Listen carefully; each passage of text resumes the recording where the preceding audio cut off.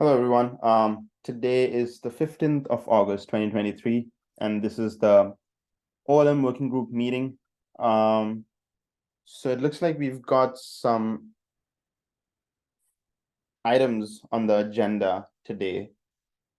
Before we do that, I guess we do a milestone check-in.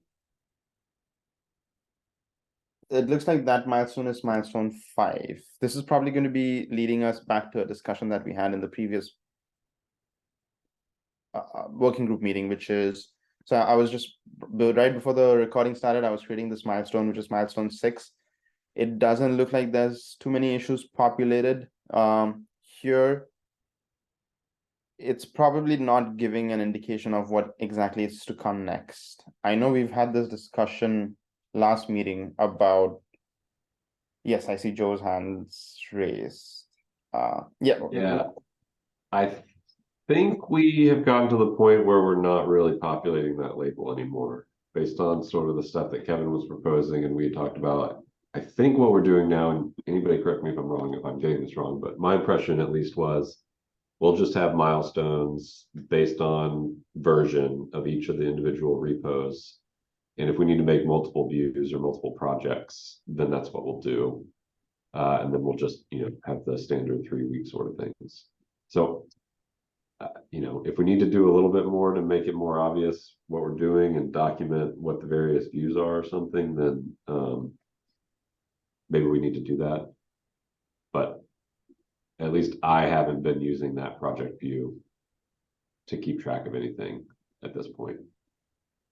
Okay, so we should be able to go to the milestones. So first of all, that means that this document needs a little bit of update. But yeah, I think so. I guess what I would expect to see in that milestone check-in is links to each individual sub-project. Right. And then we'll look at the milestones for each. And I don't know, pack. Okay. I think those are the only projects. So then we should be able to go here and find a milestone, right? I don't see a milestone right on the. If you click on issues, and then there's the yeah, a milestone. And then it looks like we is that because we cut a release on Friday, or we haven't created? When was the last issue release? it looks like there's nothing left to do, at least according to the 0.4.0 milestone. I think there probably are a few more things to do. We should My understanding, and maybe we haven't just gone and done this, is that yeah, exactly. There is a 0.4.0 milestone already. But there were just 2 issues. Yeah, so No, go for it, Alex. yeah, so we kind of talked about this a bit in the last upstream meeting, just not having everything, not having all the milestone fully fleshed out. And so we had moved some stuff from milestone 3 to milestone 4 because it didn't land in milestone 3 before we cut the release. And then we didn't repopulate it because a lot of us are currently writing RFCs. I think we could go and, like, if we wanted to, like, does it make sense to track the RFCs in GitHub if that's what people are doing, or does it make sense to just have like a slightly smaller milestone right now? Because there are some items that made its way in. So we have like Mikolai recently improved the upgrade edge support, so that PR made it in to milestone 4. And there's a couple other improvements that aren't tracked in milestone 4, but were contributed to the project as PR. So like we could go and update milestone 4 with all those PRs that got into it. And then I guess a follow-up question is, like, should we be tracking like the fact that people are working on these RFCs, or is that too granular? I mean, so to me, it feels like we should, if someone just hopped into this meeting and looked at the agenda docs, it looks like we were looking at the release planning or looking at, the milestone checking that was there before. It looks like we're not actively working on that many things, where in reality we are. So it looks like the fact that we've have this new RFC brief process should probably be reflected in this template too. So we should probably have something like RFC or brief in flight. I kind of think those should just be topics that, like, if you're, that stuff is not going to happen often enough. And I mean, maybe I'm wrong on this, but like if someone starts a new RFC, I would expect that to show up under a topic and be like, hey guys, I'm the author of this RFC. We should talk about it if you want someone to talk about it. But I feel like we have this conversation almost every week. Maybe we need to schedule a separate meeting to figure out what we want the agenda template to look like and get it right. And then that way we don't waste time in this meeting with everyone here just talking about paperwork kind of things. Yeah, let's make I'll take that agenda item on it. Okay. Create meeting to figure out template. Jordan also suggested in chat maybe a discussion.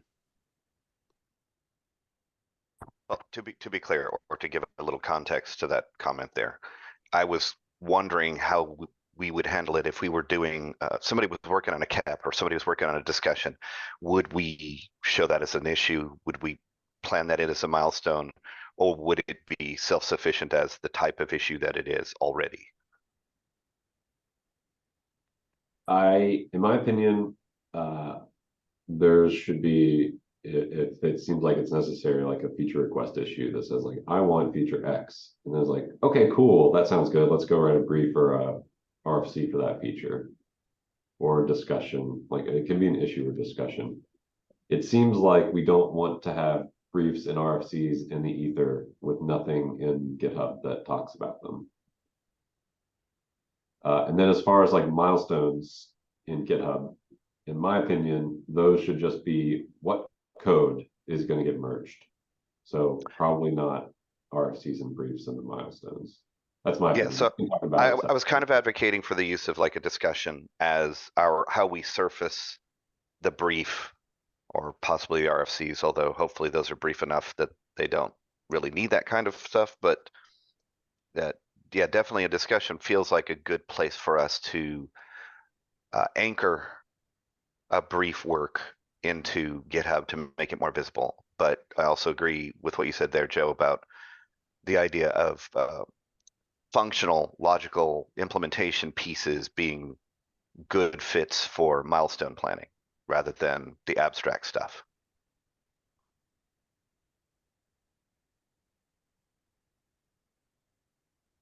Okay. In the interest of moving along, I guess we can do a quick milestone check-in for the stuff that we already have.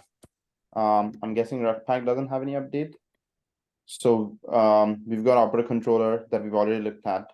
There was 2 issues. I'm guessing there might be, based on what Alex said, there could be some other that's being populated soon. But for now, it looks like the 2 issues that is there in milestone 2, milestone 0.4.0 is closed.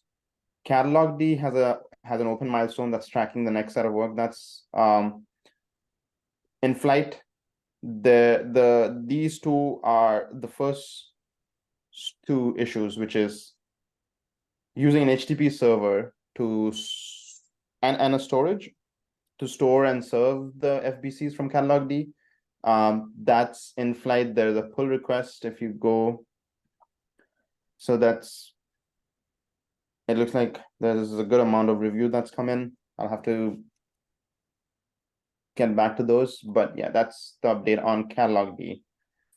And one thing so we're probably due for a release of operator controller, right? We talked about that last time. So before we move on to Catalog D, I wonder, is there anyone that has any ongoing unmerged work that they think like this needs to go into operator controller before we cut a release of operator controller? Like right now, looking at the milestone, we could close, like we could make the 0.4.0 release because there are no open issues there. So I'm asking, should we put any more open issues there, or are we good to cut a release for operator controller? So I think we can probably just cut the release for operator controller, but would you mind if I just go through all the stuff that we've landed since 0.3.0 and just add that into the milestone? That would be fine. I don't think we have to do that in a retrospective sort of way. Like it's going to show up in the change note, in the changelog notes when we do the release. But if we want to just for visibility, I think that's fine. Yeah, I guess. Oh, if it's in the change notes, I think that's fine. What do people think?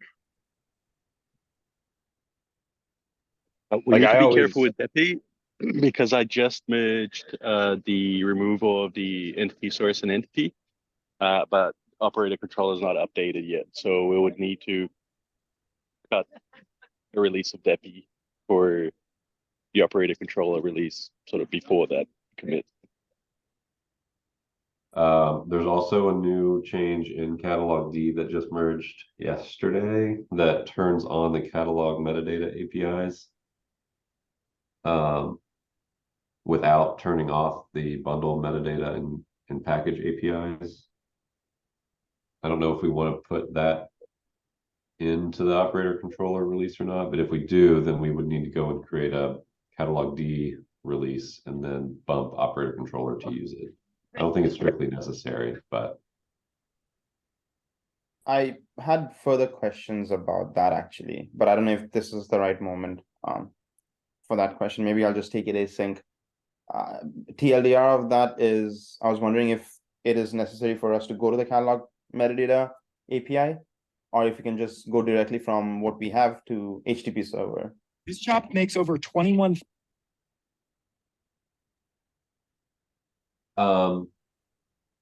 I think it depends. Like whoever's going to be Imagine working being a on se- operator controller work that's related to some of the RFCs that are out there, we'll have to decide whether they want to start working against bundle metadata and package APIs, or whether they want to work against catalog metadata APIs, or whether they're just going to wait and not work until the catalog D file server is ready. In my mind, we don't want to block and wait till the file server stuff is ready. Catalog metadata is very close probably to what the file server will give us, just with a different way to get to it. So at least my thinking was, let's go ahead and just switch over to catalog metadata. Anybody in operator controller can start writing some of the implementations of the RFCs based on that. And then when we switch over to the file server, then we can tweak again to get it to use that instead. Sure. Yeah, we can. I'll digest that maybe async and see if there's any follow-up questions or suggestions or thoughts that I have about that. Getting back to the question of whether we should put more stuff in 0.4.0. I don't know, Joe, if you had any more follow-ups. It sounds like we should probably put those issues in, show that, throw that up in the Slack channel, and have this conversation async again in the Slack channel to make sure that we're not missing anything. Okay, that sounds good. I'll create an issue to bump. Like we should have something in operator controller that says, I want to use catalog metadata APIs, and I can create an issue for that. There's also an issue I found with the way that we use Depi, which already has an issue. And I'll put that in the milestone, and then we can async talk about whether that should stay in the milestone or not. Does that work? Yep. 0.4.0 operator controller milestone. I guess that captures it. Joe, is that all you wanted to discuss for the operator controller milestone? That covers it for me, yeah. Okay. So catalog D we've touched, it's in flight. There's PRs up. I don't know if anybody has questions, comments. Okay, if not, quickly moving on, because it's getting late and there are items on the agenda list. Ruck Pack, it looks like we need to get back to Ruck Pack and clean this up. So I'm gonna take this as an action item too, or see if anybody has if Ruck Pack.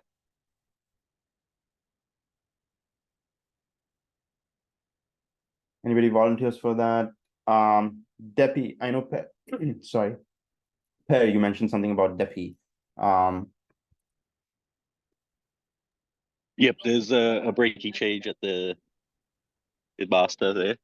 Well, we'll be breaking for operator controller. Okay. So it just means when we release, we just need to point to the shard behind that,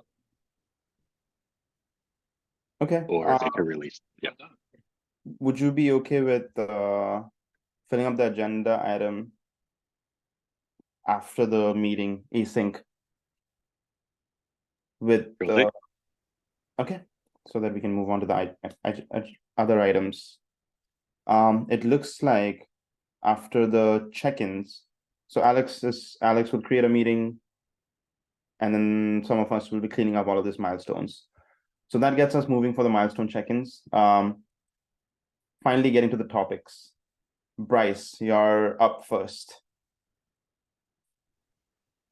Yeah, so I just have the link to that discussion. I just wanted to bring it back up about just thoughts and ideas around community outreach and what that process could look like. Just trying to help get OLM V1 out there and get more folks into the OLM V1 community, operator framework community as a whole, stuff like that. I put a bunch of ideas that I had off the top of my head while I was writing this for outreach ideas and also potential process thought that I had about maybe having like community ambassadors or something like that, whether that's like a volunteer or elected role or something like that. But so again, kind of just wanted to share the discussion to try to get some more interaction on it and try to get to a place where we can start doing the outreach and process and stuff.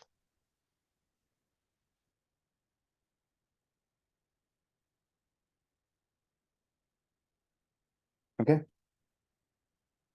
I don't know if anybody has additional thoughts they want to discuss right now, or if not, we can all comment on this async. And it looks like we did talk about some of this right before this, which is cleaning up our milestones and making sure our issues are triaged and has the good first issue labels and stuff like that. So I guess let's carry on from that conversation, and anybody who wants to contribute to this idea or wants to take this further, please look at this issue and comment away. Moving on, since I don't hear anything else on that, is Chris and James. Looks like you guys want to highlight an issue. Yeah, James could make it today. And bringing this forward for a number of teams that are encountering this problem. So this was opened up by Niraj back in February. And so he's kind of wondering how we can bring this request forward and if there's any plans in OLMV1 even to tackle this. The bottom line is that so EDB is a enterprise grade Postgres database provider, and they provide an operator that can be installed through multiple mechanisms. And they have chosen in their implementation to make their operator controller highly available. And they do it conditionally, depending on how you install it. So through a Helm chart, they have a variable that allows you to specify the number of replicas for the controller, for the operator itself. And so in OLM, there is no way to do that. You'd either have to hard code it in the CSV, or you'd have to use a delegate pattern using a scheduler, a subscription config to pass an environmental variable and have him start yet another controller. So the idea is, how can we have the customer, the user, to be able to override the number of replicas depending on their quality of service they're looking for? So I think the short answer is it'd be really handy if the config of the subscription could have the ability to override the replicas, like it has the ability to do other things like that. And I haven't seen anything for OLM v1 yet. I know that's in the feature list to tackle at some point, but I don't think that's been tackled yet. Does that make sense? Yeah.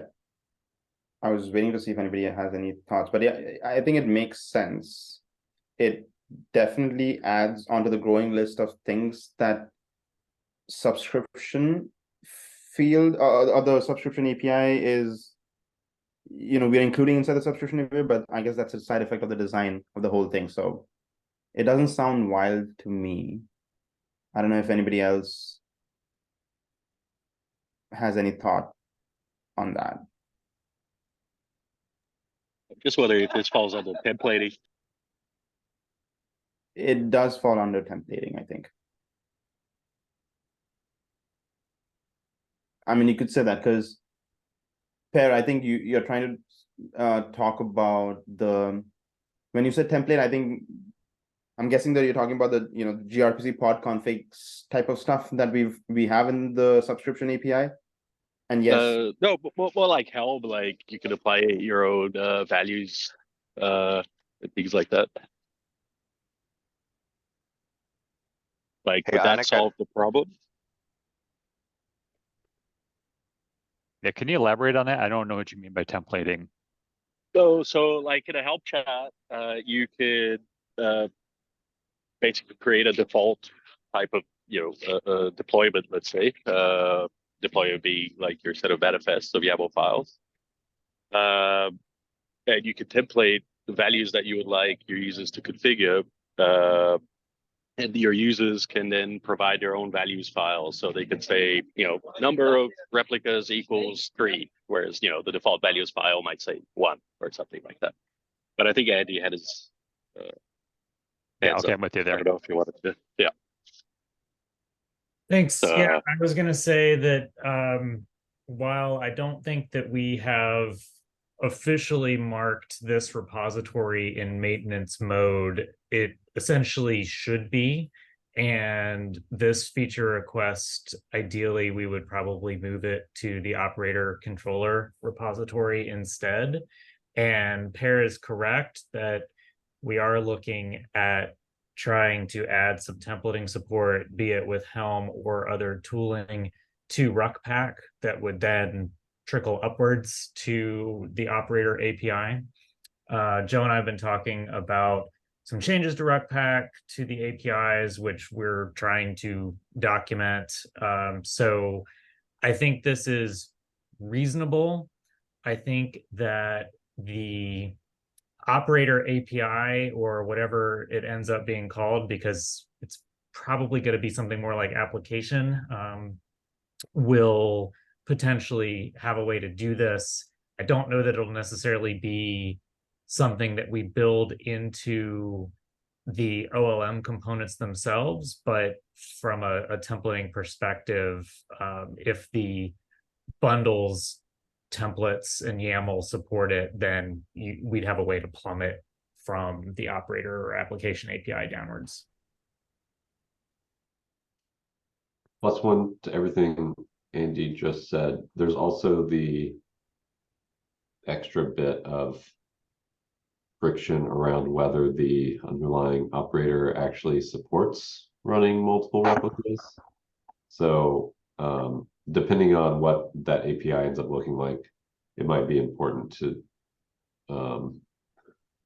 at least make cluster admins or application admins or whatever we're calling them aware that like this might not actually work the way you expect it to. Essentially, like these controllers would have to have leader election for it to work the way that is expected. Or at least have some way of agreeing amongst themselves not to step on each other. Yeah, I don't think that that's something that OLM should be stepping in. Like, you know, your template and your code supports it or it doesn't. I agree.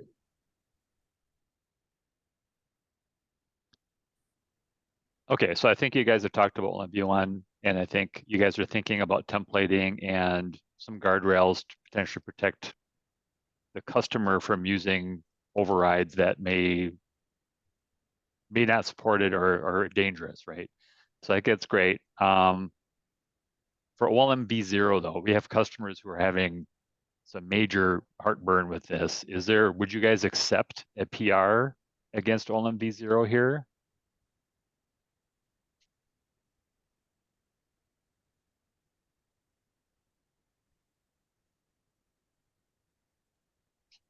I don't want to speak for everyone. I would Hold say on. Vu's got his hand up. Go ahead, Vu. okay, yeah, go for it, Vu.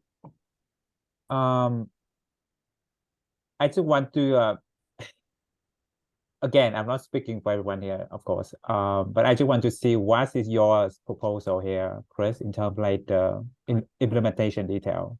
So here's my general thought. So the config spec of the subscription already has the ability to do things like set environmental variables, set resource limits, and things like that. So this would be another value you'd be able to set in the subscription config that allow you to override the number of replicas. And it needs to be something at runtime because some customers don't want any replicas and some customers do. It all depends on their environment. So it can't be hard coded in the CSV. That's the problem. You'd have to have two separate bundles, essentially, one that's the HA version and one that's not the HA version. Yes, so this is more like runtime component here. But my point is that there's a workaround for this that you meant, and someone already mentioned in this issue, that you can changing the replica on the CSV post install. So this is doable from the perspective that you can get it done without adding another field. And OM will respect that replica set on the CSV. Yeah, but you'd have to basically reapply that to every CSV during an upgrade. That's correct. I do agree. That's the limitation behind this. Yep. But again, though, even if you inject and add another field into the subscription in this case, do you want to keep that replica config on the subscription persist through the entire upgrade process? Either you will keep that replica config on the subscription basically through the entire life cycle in the future upgrade. I would assume that that's the way it works today, right? The subscription config is part of the spec, and the So spec if isn't you want updated. to change it for whatever reason later on, should you change that on the CSV or the subscription? Subscription. Okay. The subscription drives the behavior of the operator controller itself, right? So the subscription is essentially, to me, an override, right? Or a parameter for the runtime. And so this is how we would like, I think I'm interpreting what these guys want, but I'm assuming this is what they would like. They would just like a better way of setting the number of replicas that'd be more persistent. Okay. This is a little bit on the area of conflicting of sort of true in my opinion, but I just want to hear it. That's all. I mean, it's the same thought as, adjusting the, requests and limits, right? The same kind of thing. Requests and limits. Oh, my controller is doing a lot more work right now. I've got a lot more namespaces I'm watching, so I need to bump those up. So now I want HA. So yeah. Okay. Cool. I'm losing a hand for Joe. Is there a reason that the operators can't just like change their CSV that's built into the bundle to say multiple replicas? Like if they're already doing leader election, then it seems like the first step is like, okay, for these critical operators, let's just go ask the operator authors to make them have multiple replicas. Yeah, well, I don't know the details behind that. I'm assuming that these operators can run in really lightweight environments where they don't want any replicas. And they can probably run in real heavy environments where they want maybe 2 or 3 replicas. Yeah. That's the only thing I can guess. Yeah, I mean, I think it's a reasonable feature request in general. I think the problem that we're gonna run into is it seems like there's a workaround. Seems like there's multiple potential workarounds. And yes, not all of them are great. But because there are multiple workarounds and because of what Andy said about OLM v0 being essentially maintenance mode, it seems unlikely for us to prioritize something like this over anything else. And if you brought a PR, then that would probably make it a little bit easier to get in. And then it's just a matter of, are we willing to, add it in and take on the whatever marginal maintenance burden would be added because of it. My guess is that if there was a PR that showed up that, updated the API and then implemented this, and all we had to do was, review it, it could probably get in.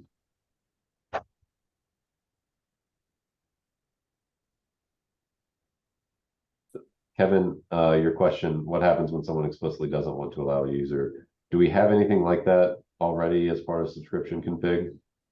Like is subscription config already sort of too bad, like the admin can do it, period. Well, Yeah. I'm less concerned about the admin. I'm more concerned about the operator developer, right? Like, is there a case here where adding multiple replicas just straight up breaks the operator, and we just give this knob to every user for every operator, and then things don't work anymore? I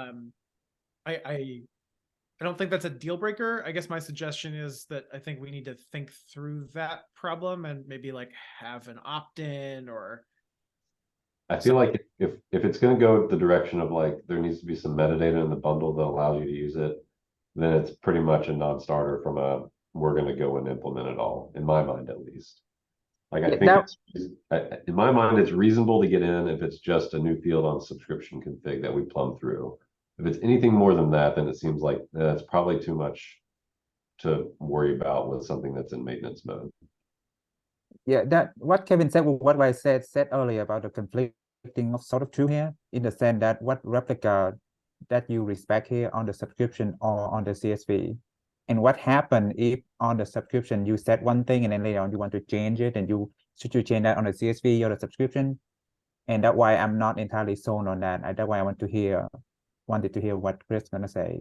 Well, I would say that, yeah, I would say that, an operator author would basically need to describe what do they support, right? They say, hey, I only support one replica, then don't set it. I mean, there's only so many programmatic guardrails you can put around it without complicating the API, right? We've already got all these, basically the subscription config to me is like an escape hatch, just like a resource override or something. And so you have to have a contract and you have to have some kind of understanding of what you're doing when you're using those things, because they're not first class, absolutely not, right?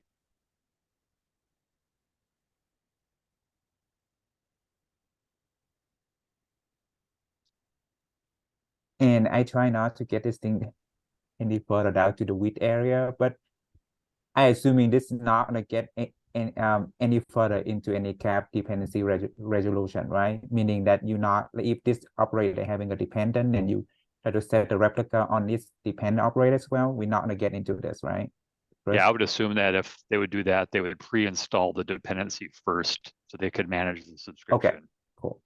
So I guess what I'd like, if from you, I can go ahead and update with what we talked about in this to clarify what we're looking at here, and I can talk to my team and see if we want to do a PR. And then if you guys could, I'm less familiar with what you guys were planning for OLM v1. If you could put something in the reply here on what might be happening in the OLM v1 space so somebody could monitor that, that'd be great. So understanding what templating is going to look like. I know in the OLM feature list, there's like, I think it was B1, there's basically allowing overrides, right? So it's kind of in line with that. So we could at least see, what might be happening in the future to make sure this gets addressed.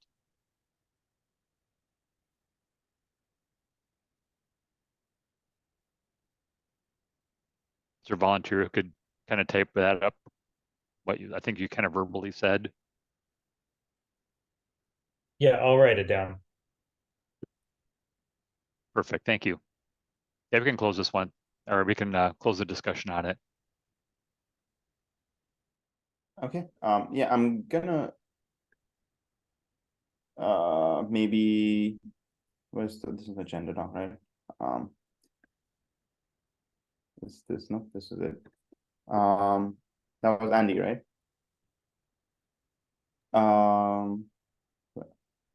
Yeah, I'm writing it up now. You don't have to put an action item for it.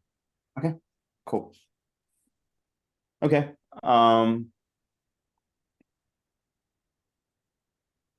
moving on. Then, it looks like we've got a list of briefs that are in the ready state. Yeah, I don't have anything more to say here other than here is the list. If you are interested, please go take a look. And folks are starting to write or continue to write RFCs for them. Okay. One thing I would add is if anybody's writing RFCs,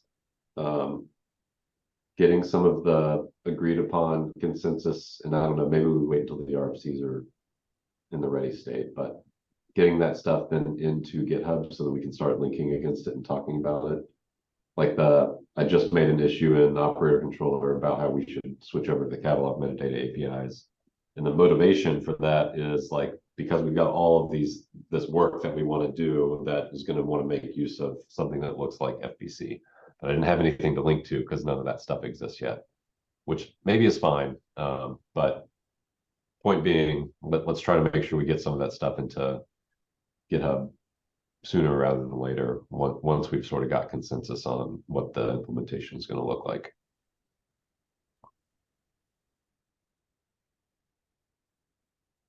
Okay. Kudos to the catalog D folks who have already done a lot of that. So thanks, guys. Okay. So the next. Oh, one more thing on it. There are still, I think, 1 or 2 more briefs that are in review. I'll go back and link those on the doc, but it'd be good to get more reviews and comments on those as well if anybody's interested. One is about user permission for operator APIs, and another is about OLM v1 documentation. So I can put links to both of those in that same, well, in a different list, and put out a call to action that says, let's review these. Okay. Okay, so check back in this document for a list of under review briefs. Alex. Yeah, this one's super quick. So this is just a small process thing. So every time before I start the recording, and some other people do this too, we kind of say like, hey, you're going to be recorded. So disable audio video if you don't want it to be on YouTube. Turns out Zoom has a recording consent pop-up, so there's no reason for us to do this. So I'm just not going to do that anymore. And the only reason I mention it is because I've done it religiously for like the past 3 years, and I'm sure other people think they need to do it. And I want to make sure that everybody knows we do not need to do it. So thank you, Eddie, for pointing out that pop-up. And yeah, just letting everyone know I'm going to stop doing that. Okay.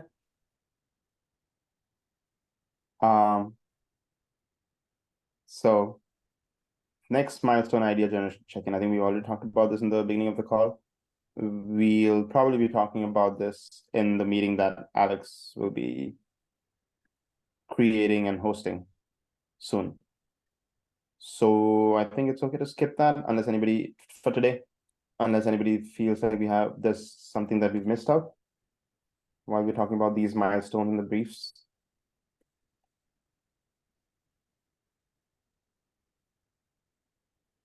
Okay. Sounds like we've come to the conclusion of this meeting. Then if nobody has anything else to bring up. All right. Thanks, Alex.